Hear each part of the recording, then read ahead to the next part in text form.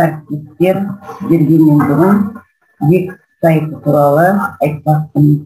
Wix сайты, яғни сіздер кез келген браузерге іздеу жолына Wix.com деп жазасыз.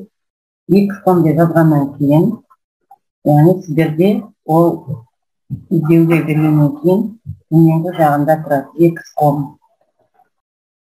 Сіз оны басасыз. Басқаннан кейін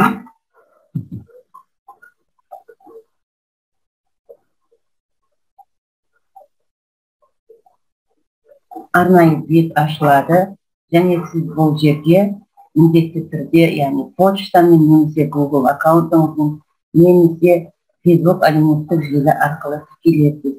Енді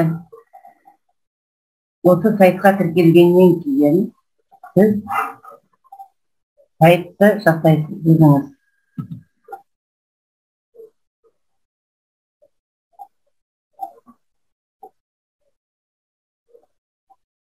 Сізге тегін нұсқасын ұсынады осы Wix сайты.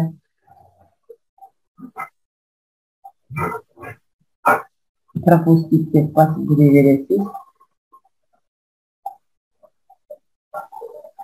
Сайтқа атау бересіз. Келген мысалы.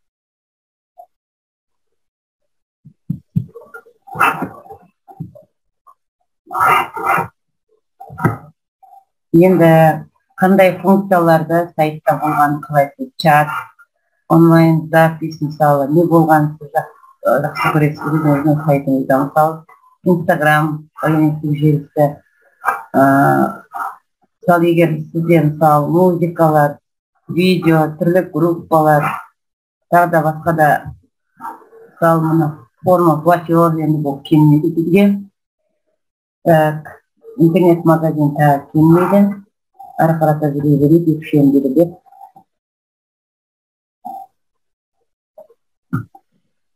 Енді мына жерде сізге терезе ашылады, яғни жаңадан өзіңіз сайт жасау, және осы Wix сайтындағы тегін берілген арнайы шаблондарды пайдалана отырып, сіз осы сайт жасауға болады.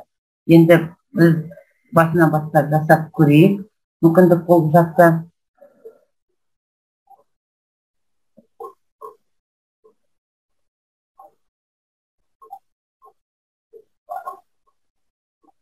Яғни бұл жерде кішкене уақыт алады.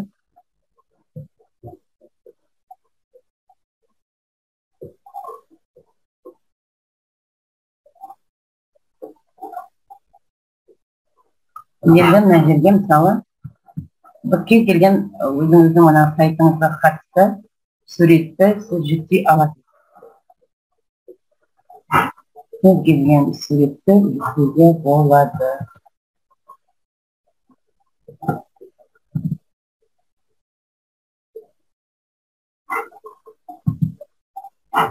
Атырау сурет жол үшін Астана қаласынан сурет алып жүргенде.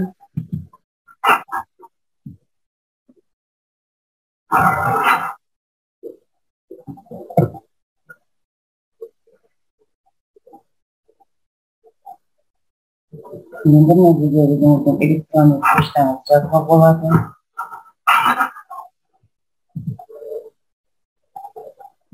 Телефон номеріңізді жазуға болады, аккаунт жазуға болады дегенде болыватса, яғни аккаунттарды жазуыңызға болады, яғни сілтемесін барлығын жерде жүктеп.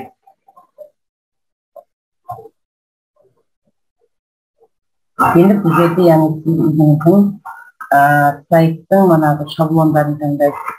Кез келген шаблонға қосумен барған кезде мышкамен, яғни шрифті және оның түстері қалай орналастырылғаны беріліп тұрады. Деген таңдап көрейік. Енді сіздерге дизайн өзіміздің нұсқаларымызға таңдап, қажетті нұсқаны таңдап, енді сайт жасап көрейік.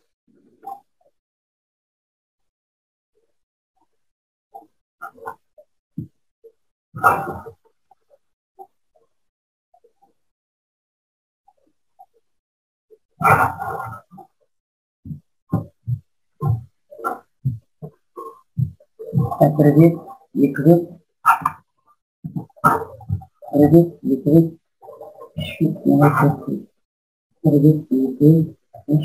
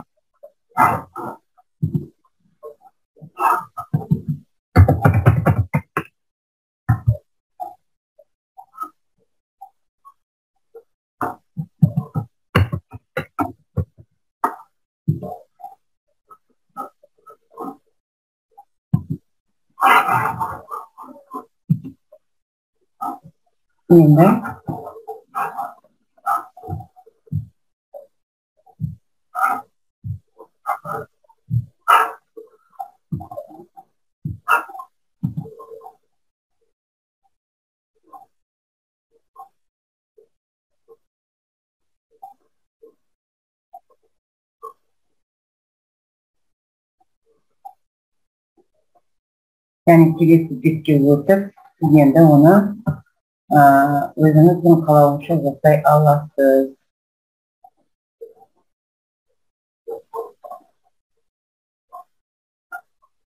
Бұл жерде интернеттің жылдамдығы маңызды. Себебі кішкене бір беттен екінші бетке өту, қадам-қадаммен жұмыс жасаған кезде кішкене уақытты көп алады.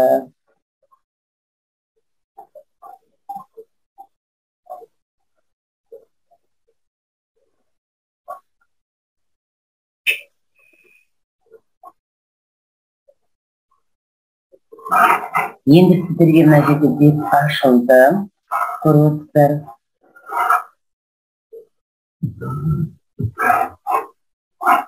Мына жерде инструмент деген бөлінеді. Инструмент деген линейканы сіз қанатша салсаңыз, қарасаңыз мына жерде міне бір және екі, үш бөлікке бөлінген. Жалпы осы берілген үйден шықпаған жақсы границадан, шекарадан. Сосын мына жерде берілген, яғни жалпы главный, яғни басты бет, сіздің амандасуыңыз желі қолданушылармен, атырау туралы және өзіңіздің қызметіңіз, жалпы осы сайттағы жасайтын жұмыстарыңыз туралы, мысалы мына жерде міне сайттың жұмысы қысқаша көрсетілген. Мынау міне бірінші секция, одан кейінгісі мынау уже екіншісі. Мына жерде Атырау қаласы туралы айтуға болады.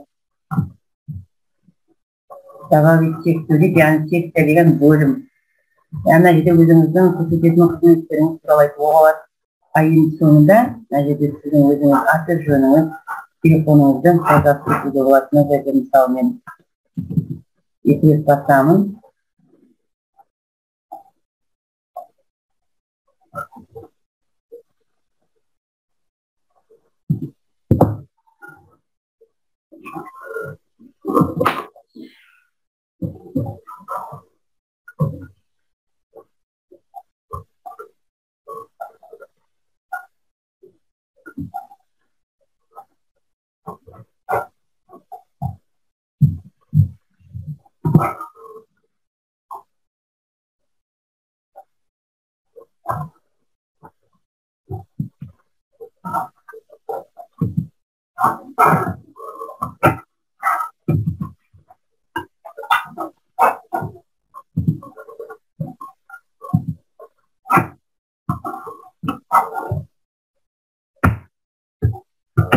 барлық берілген жазуларды сіз өзіңіз қалауыңызша орналастыра аласыз.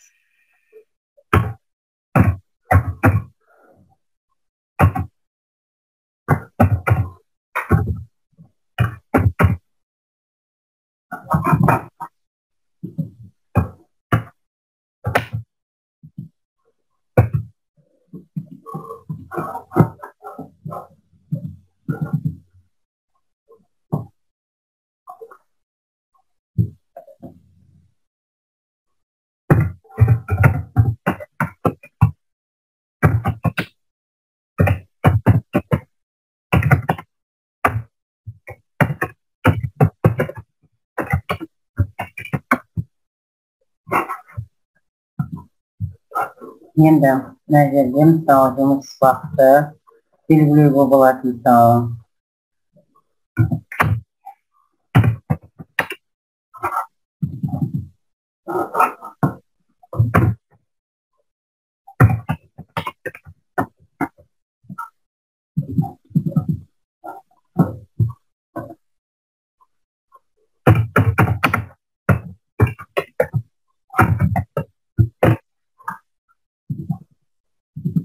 екі рет бассаңыз кез келген жазудың ісін яғни бұл бермей болады.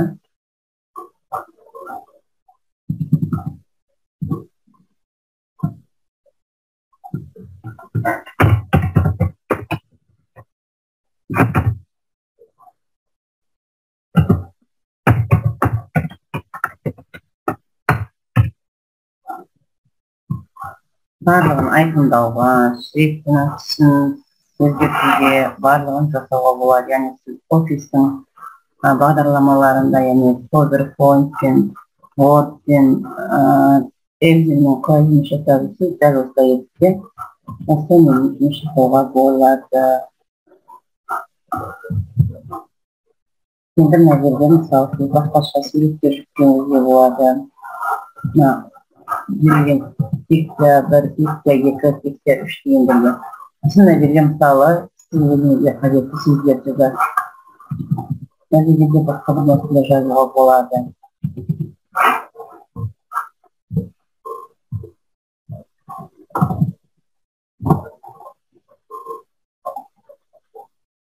Бұл берілген осы суретті сіз өзгертіп өңдей аласыз. Яғни кез келген тұрған сөздің де барлығы мына жерде страницаға барып, добавить секция деген, яғни секция қосуға болады. Мына меню страница басып көресіз. Яғни мына жердегі берген главная клиекция дегеннің барлығын сіз үш нүктені мысалы басу арқылы өзгерте аласыз. Басты бет. Мысалы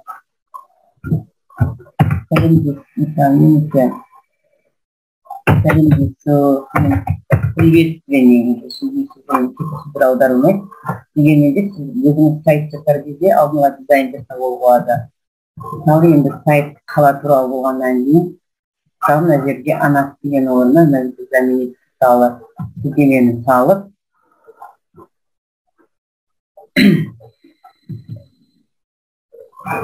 осы жерге мысалы Атырау туралы видео, Атырау туралы видео жасап,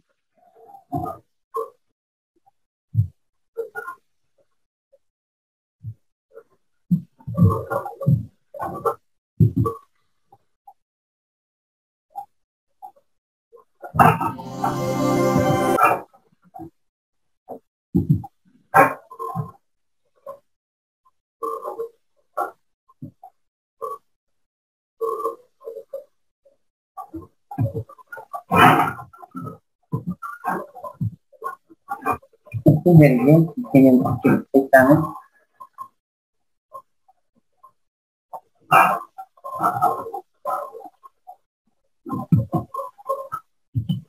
оның барлығын өзгертуге болады. Екі рет шертсеңіз, барлығын өз қалауыңызша өзгерте аласыз. Мынау байланыс мысалы.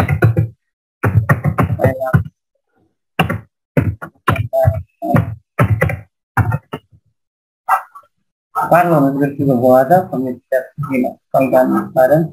Енді мына жерде қандай элементтер қосуға болады, мысалы фото салуыңызға болады, мысалы өзіңіз мысалы екістің фотосын кнопкалар қосуыңызға болады, әртүрлі кнопка текстім, мысалы значки, кнопка изображения, яғни белгілері берілген, мына әртүрлі кнопкаларды сіз пайдалануыңызға болады.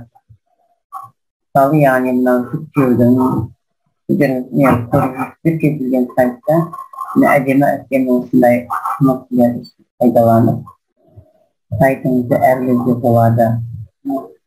От салатын болсаңыз, мысалы мына PowerPoint, PDF документтерін тартсаңыз, қасына осындай значоктарды қоюға болады, яғни әдемі етіп полоска деген оформление, яғни галерея, көптеген әлеуметтік желілер, Инстаграм, Твиттер, Пинтерест деген мысалы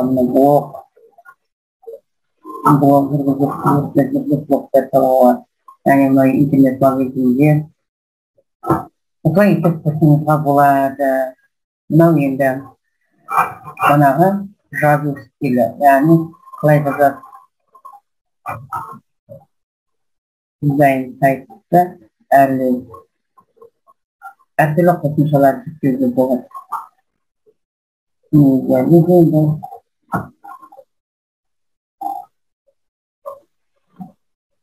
Осындай мүмкіндіктері бар, яғни сіз барлығын жасап қойғаннан кейін арнайы, мысалы сіз өзіңіздің жасаған сайтыңызды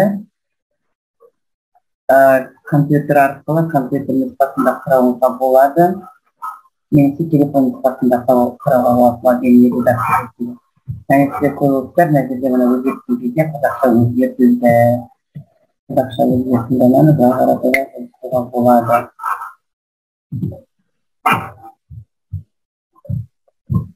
Барлығын өзіңіз қалауыңызша өзгерте аласыз.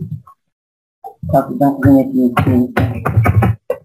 бірінші ата-анаға ма, оқушыға ма, қандай дүние жасап жатсыз, соны алдыға жасап, дизайнды әдемілеп алуға болады. Мына жерде қызметтеріңіз туралы өзіңіз жақсы көрсеңіз, қандай қызметтер ұсынасыз. Болғаннан кейін, яғни сіз барлығын болғаннан кейін сохранить етіп болғаннан кейін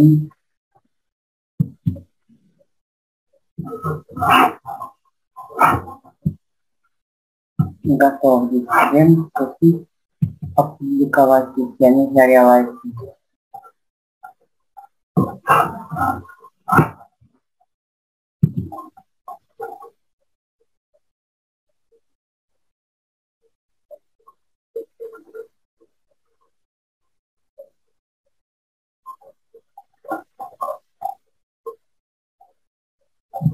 Şimdi bana sizden жасаған сайт, яғни қашан өзгертуге болады, барлығын өзгерте аласыз.